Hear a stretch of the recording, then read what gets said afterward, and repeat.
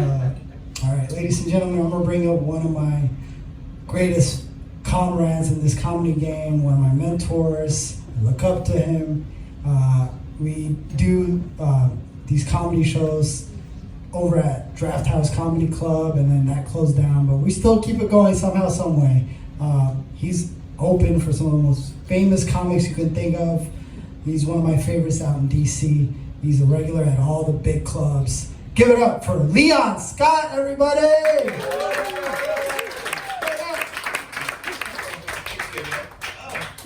Man, thank you, Kim. That was the nicest intro ever. That was very sweet. Oh, man. Maybe I'll say he looks up to me. Thank you. It made me feel real tall. I appreciate that. Yes. Oh, man. So, ladies and gentlemen, it feels good to be over here. Like, I grew up in Fredericksburg. I went to Jameson Road. This is like my hometown. My first time back here since the pandemic. And I have family in the room, so please laugh, because if not, I can't come back to Thanksgiving. So, yeah.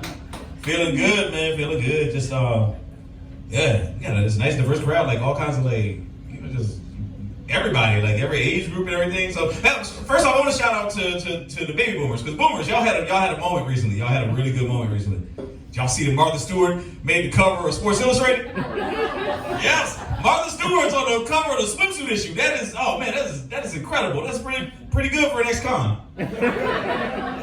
Oh man, Martha, the system works. Yes. If you old, rich, and white, yes. Hey, Martha. Oh man. So like I said, I'm feeling good. Yeah. Once again, I'm just. I also work for the news. I work for some TV shows on Channel 9, USA 9, and everything up in DC. And because of that, now I hate politics. Because yeah, especially political ads. Like the ads are so repetitive, and we have to see them all the time at work. And there was only one candidate that I saw that had an original campaign ad. And it's a dude in New York State. He was running for Senate, and he decided for his campaign ad, he was going to make what he called a sex-positive adult film.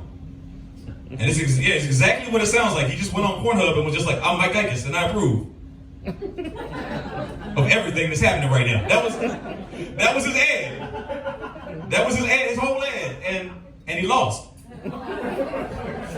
Yeah, exactly. I'm just saying. I mean, I saw it. I know why he lost. I saw the tape. It was not a good showing.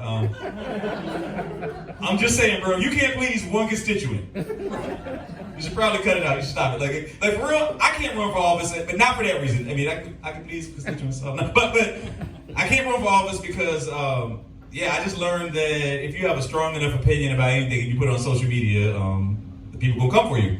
I found this out the hard way. See, apparently I offended the dog right now, but yeah. No, but I found this out because I was going to work one day. I was getting on the train, the subway, Metro in DC, and there was a guy getting on the train. He had this beautiful suit on. Like, clearly he makes a lot of money. It was a really nice suit. But he was holding his shoes in his hands, and he was barefoot on this dirty train platform. It was disgusting. So his feet were, looked like the stage. It was dark.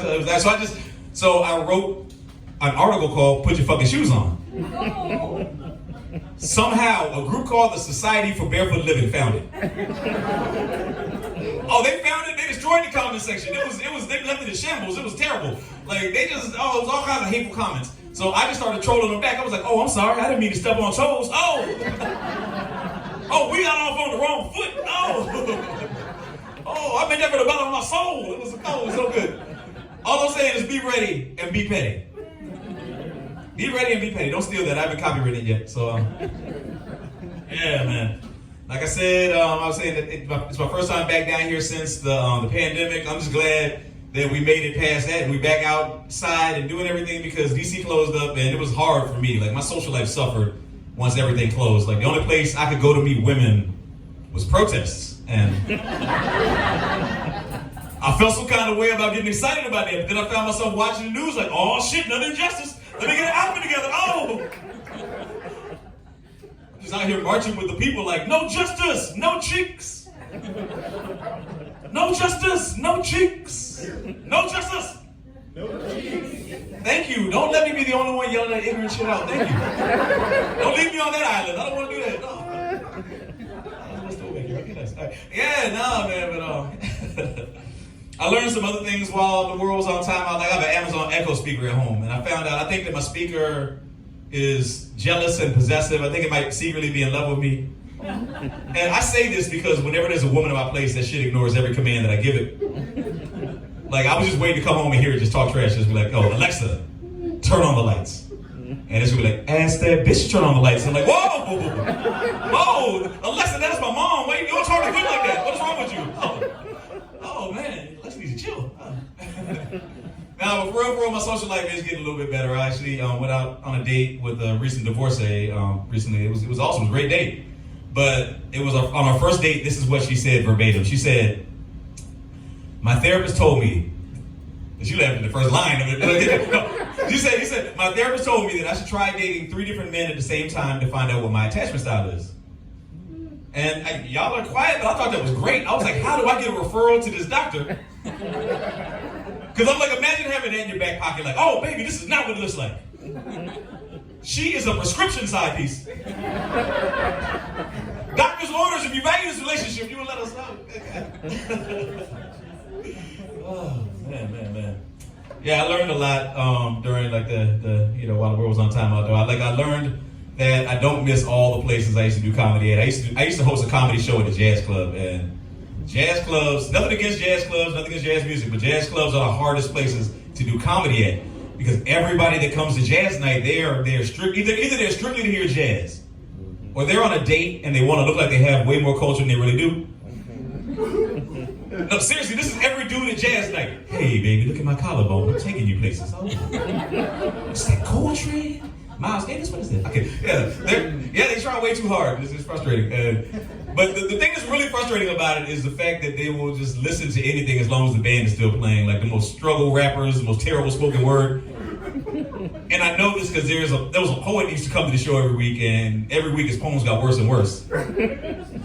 Like, he'd get on stage, he'd just start going, start saying some things like, I am intellectual, but I am also sexual. Why don't you let me give you this? Erectual. And I'm like, bro, that is not a word. What are you doing?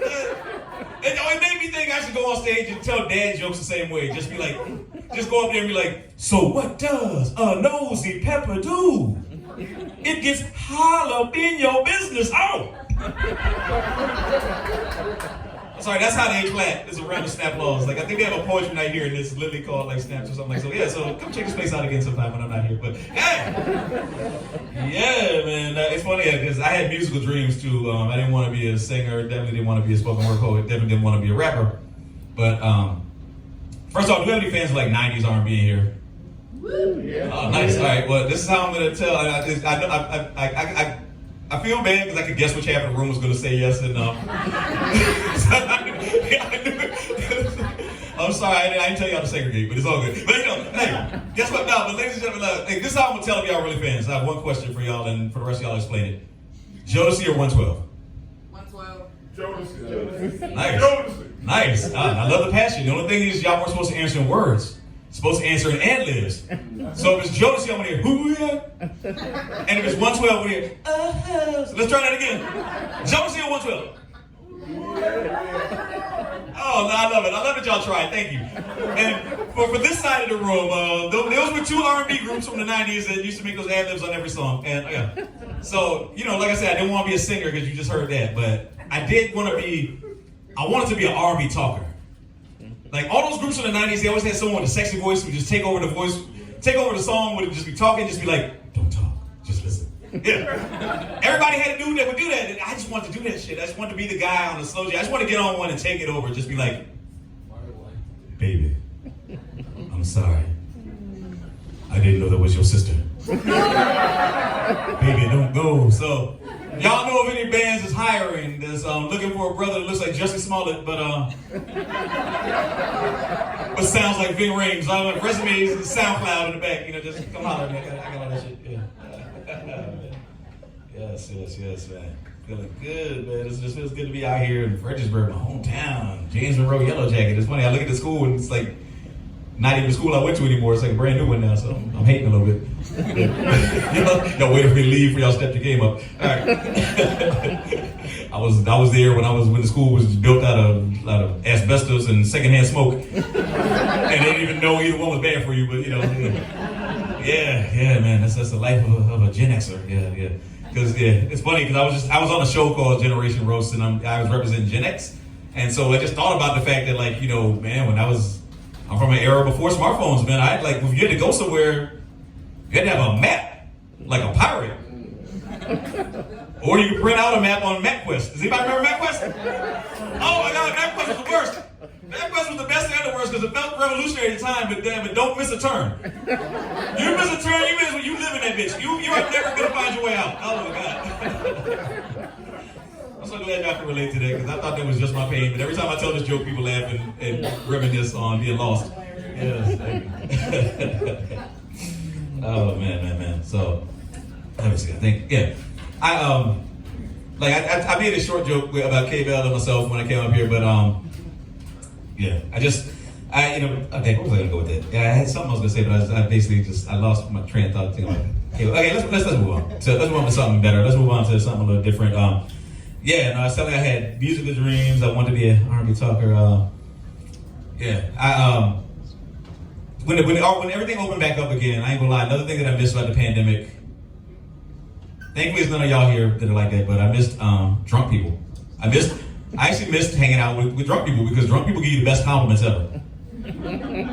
When the bars reopened, I got the best compliment of my life as soon as bars reopened in DC. I was in a bar, and this tall woman walked up to me. She's like 6 feet tall. She walked up to me and she said, "You concentrated sexy." Think about that, concentrated sexy. That's like just add water and you're 6'5". Yo, that felt so good. I don't feel that tall on this. I'm probably not that tall on the stage, but oh God, it felt so good. Man. Yeah, man. Actually, the only other compliment I got even better than that was someone called me exquisite once, and I was like, wow, that's an art word. You talk about tapestries and paintings with that shit, not human beings. But you know what? I do feel like I should. We have another comic coming stage in a second, so I want to wrap this thing up with a tribute because the culture has lost a legend, and nobody died, but the culture lost a very important legend. Did y'all know that Maury Povich has retired? There's no more Maury show. Okay, you're my friend because you knew. Y'all. Yes. Okay, nice. Well, I'm glad that y'all knew. The rest of y'all, it's a sad day because Maury is done, and Maury Povich was a hero. Maury Povich set more men free than the Innocence Project. Maury Povich was the Abraham Lincoln of fuckboys. Every day that man went on TV, and every day that man emancipated someone from child support. It was beautiful. Every day it was like 4 score and 15 minutes ago. In the case of 4-year-old Jamal, you are not the father, just chaos. Someone starts running, the cameraman starts running, he's holding a steady shot, he's a hero too. I just feel like for the last episode of Maury, they should have just had Nick Cannon come on there. You're like, you are everybody's father. It was the best way to end that show. Speaking of ways to end that show, that's how I'm ending my set. Thank you. My name is Leon Scott. You guys have a good day.